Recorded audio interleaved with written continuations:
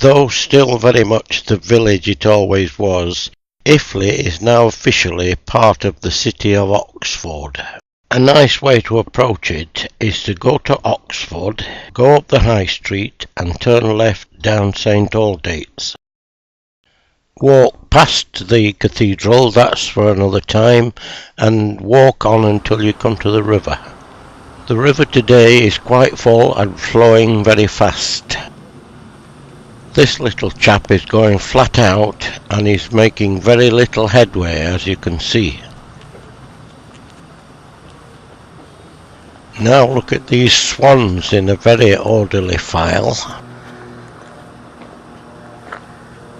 They are also going flat out, but seem to be making a little bit of progress upstream than the other fella.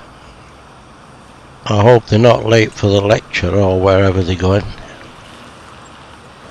We've done about half a mile now and I've got perhaps another mile to go. Keep walking until you get to Iffley Lock.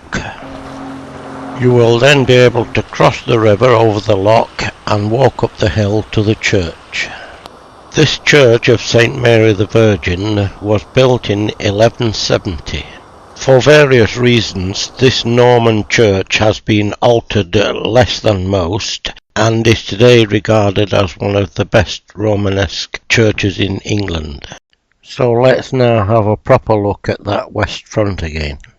With its perfect geometrical proportions and magnificent carvings, the layout of its elements is unique in England and may have been inspired by the west front of Saint-Denis outside Paris. We'll have a closer look at this doorway later if you're still with us. Firstly, we'll walk round the outside of the building and start by this south door here.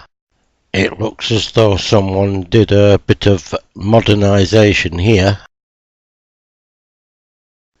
Looking at the two columns to the right of the doorway, the inner one is delicately carved with patterns, and the capital is said to represent Norman knights in battle. You will see plenty of zigzag decorations on this church. It seems to have been a favourite of the Normans. The carvings to the outside of the arch look almost like prototype beakheads, which we may say more about later. Here, carvings of large flowers alternate with mythical creatures, including here a sphinx.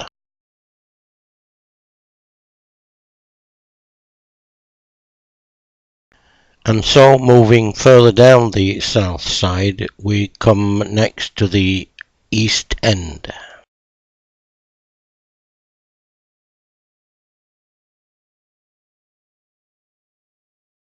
Now, we've seen this type of decoration often enough before, but just look at this here, somebody blowing a trumpet or something. And this is right at the top of the tower. Then just to the right of that, we've got this fella. Just notice how that horizontal moulding opens out to become his hand holding his mouth open. And so we're looking at the north side of the church and see more zigzag moulding and beakheads.